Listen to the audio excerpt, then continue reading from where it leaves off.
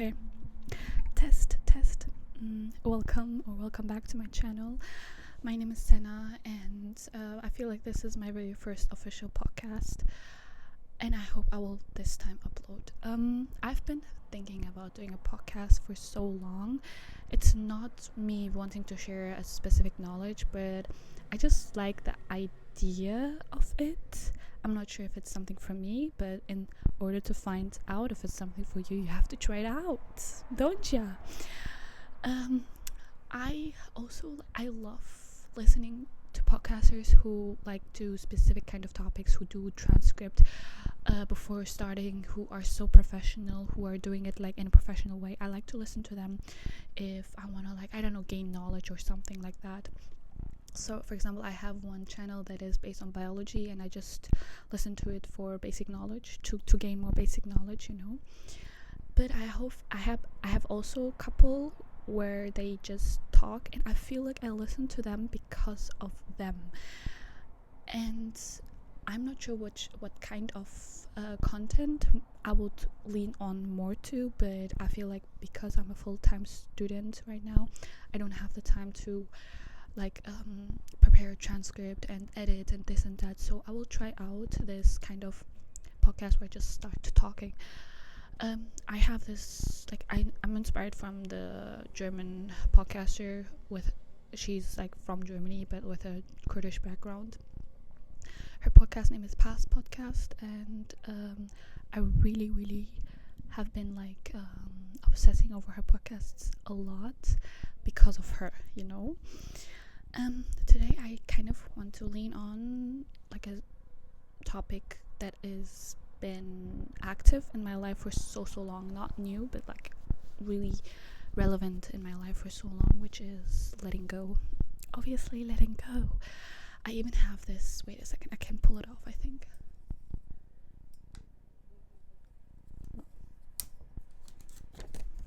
Oh, this is right now from my phone, so you cannot see it.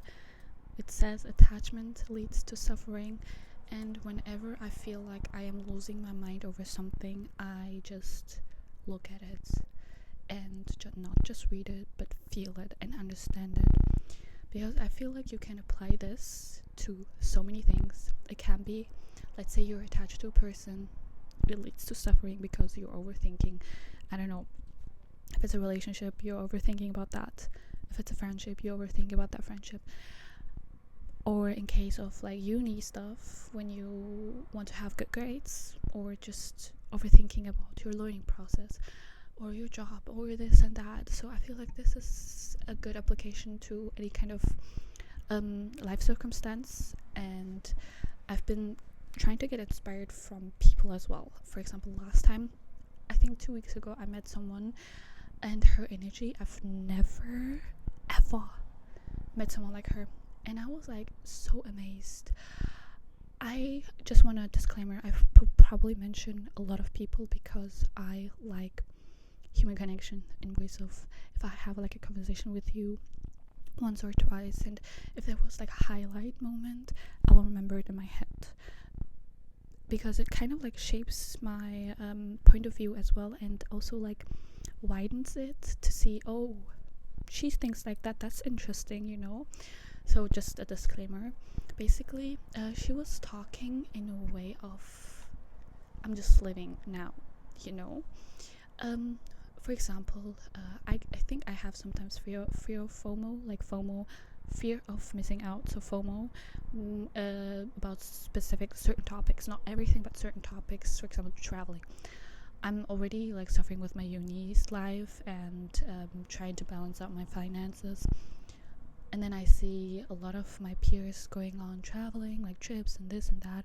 And I'm like, oh, I wish I would be them, And then she was talking about how it's, okay for her to, if she was saying, if my way goes there, I'll enjoy it, but if not, it's fine. A specific place, Let's say, I don't know. She didn't say any we talked about, I think.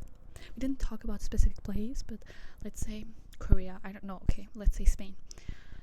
She was suffering more. She would not have it as a goal to go there, but if somehow her way or her chance to go there crosses towards her life, she'd go, she'd be open for it, but it's not like desperation.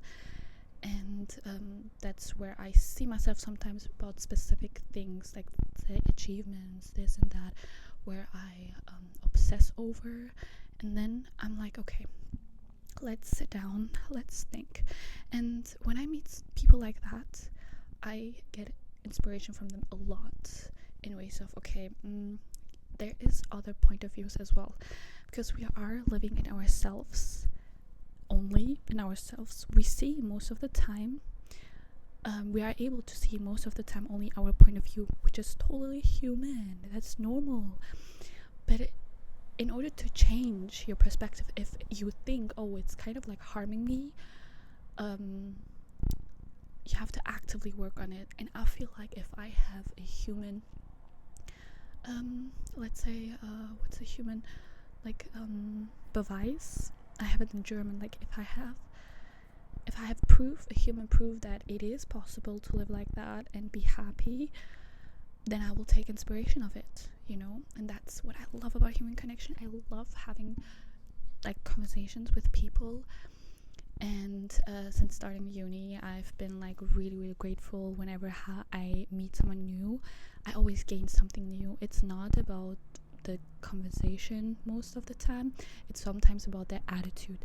It's sometimes just maybe in that moment I need to hear something, and then it clicks. It's like also the basic things. I will get back to my, I don't have a specific topic, so we will jump in and out, okay?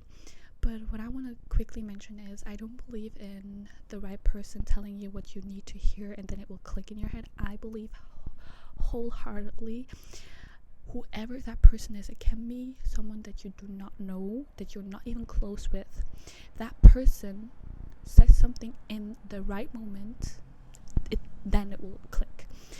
Like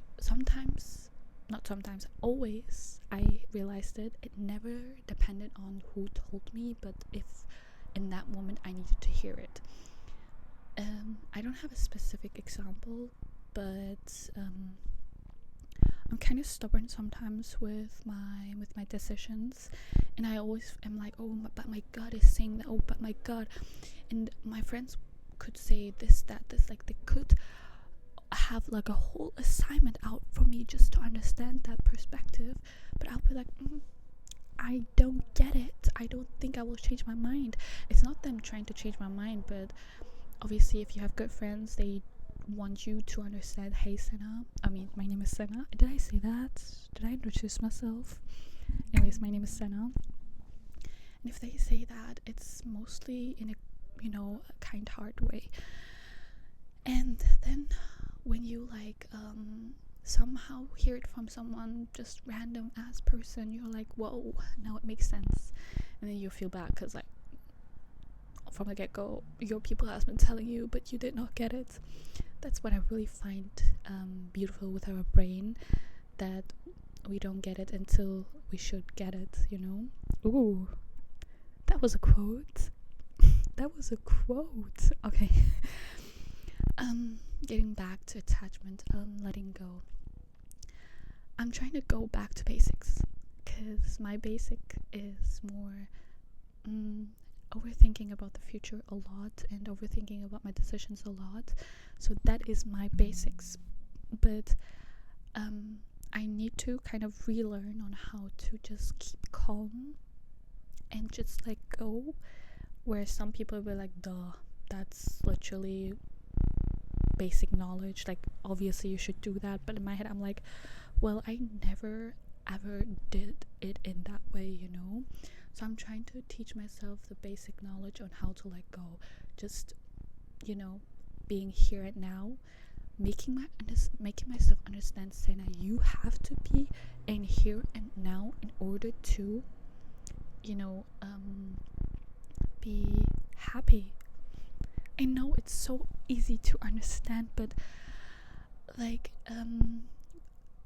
if you're so used to for something, it will be the easiest thing will be the hardest task ever, And I think one of the reasons why I'm trying to now step to being more relaxed in life is I had a biopsychology course, and there was this one lecture about heart and brain, and it has been like in my mind for so long. I even mentioned it to actually to all of my friends whenever we talk about stress. I don't specifically remember the slide. Do I have it here? Wait a second.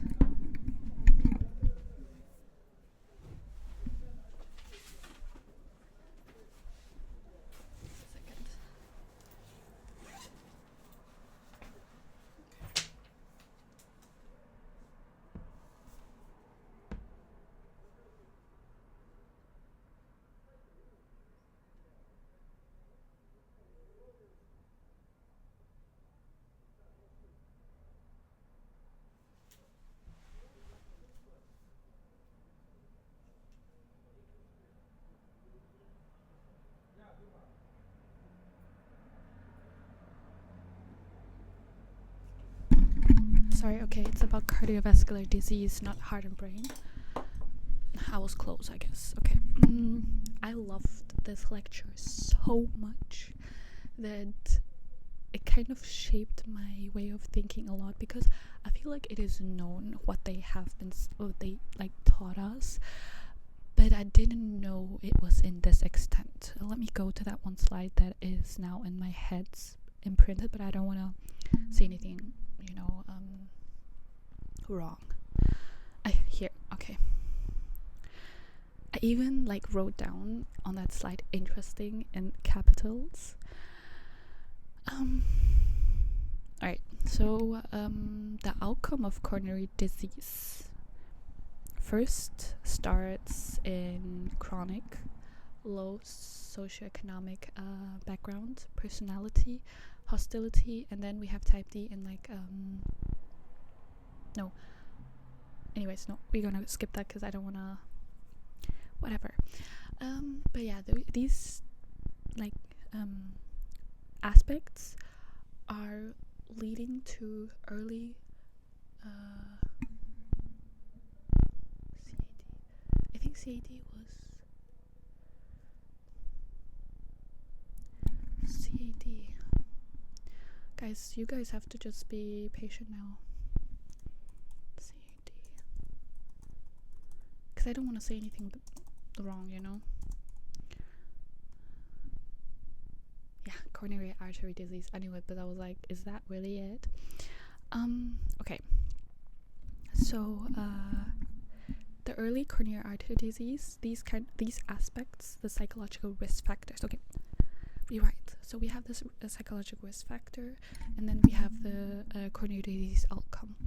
The very, very first step of the beginning of a coronary artery disease is it should be chronically with low socioeconomics, I think, social background, I think. What the hell? I know the meaning. Guys, I really studied good for this, but I just want to be sure. Socioeconomic status. See, I knew it. The low socioeconomic status is the beginning, could be a risk factor for coronary artery disease outcome. And then also your personality and hostility. That is the beginning of it, okay? Then we have the second step where the psychological risk factors can lead to, higher coronary artery disease, like building that up, which is the narrowing, so severe coronary artery disease, luminal narrowing. So basically, the plaque is I think that activation of plaque in our arteries, plaque basically is fat, so it begins to grow through episodic depression and exhaustion. So when you have episodic depression and exhaustion, it begins to widen the amount of plaque in your arteries. I can also show you a picture, I think. where we can see what I mean, kind of. So, okay, wait, let me make this on focus.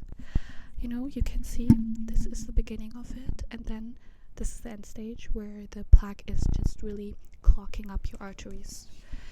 And obviously it just does not just happen. It also says from first decade, from third decade, and then the last stage is from fourth decade. So it's all building up in a like slow way, and then it leads to severe coronary artery disease from episodic depression, exhaustion. But like the years are obviously like there has to be a lot of years has to be passed. A lot of years has to be passed, you know. And then the last stage is the anger part, and acute anger and mental activity, which then leads to myocardial infarction or sudden cardiac death. I also saw it in a slide somewhere where it explains. It doesn't mean like when you're the whole time angry, but it's more like everything building up on it. So when you are depressed, stressed a lot, stress factor is really like a highlighted topic here as well, which also he used the definition of stress, where psychological distress can be broadly defined as negative internal state of the individual that is dependent on interpretation or appraisal of threat, harm, or demand, you know. And the effect of stress depends like on time a lot. So when you talk about it more and more, it is relevant to the heart disease. So when you are stressed more and more. Yeah. What I hope I was clear enough, but it clearly shows psychological risk factors, like the psychological factors are a high risk to that disease. And then I was like, I am a person who gets stressed a bit too easily. I am still young, obviously. It does not mean, he also stated, it does not mean that when you're now stressed a lot that you will now get a heart disease, or more likely like a cardiac, oh my god, like a cardiac death, sudden cardiac death. But it's more increasing the risk of it. And I don't know why, but this topic really snapped me out of my reality. I was like, okay, Senna, we have to start from the basic. Yeah, so I guess sometimes uni is really beneficial. Actually, to be honest, my uni life and my degree, I'm studying psychology. I love it, alhamdulillah. I'm really happy with it. And yeah, anyways, I will now slowly wrap this up because my friend will be here soon. I think I'm actually abruptly ending this without having like a threat to go along. Like I said, I just started to talk. I would go into this topic a bit deeper, in my opinion, because I've been like teaching myself on how to let go, and maybe you need to hear or have some strategies as well on how to let go. So yeah, I hope I will do another one, something like this. I do a lot of vlogs, and the reason why I haven't been uploading a lot is my study load has been more demanding, and stuff happened last year, uni related, so I was like, okay, I just don't have the energy to edit. Even though I love to edit, I just don't have the time for it. Inshallah, I will make spare some time more, because right now we are in the fall season, and I would love you to see how my uni life looks during fall. But for now, I'll say goodbye and take care, and I hope you enjoyed this, and yeah, take care.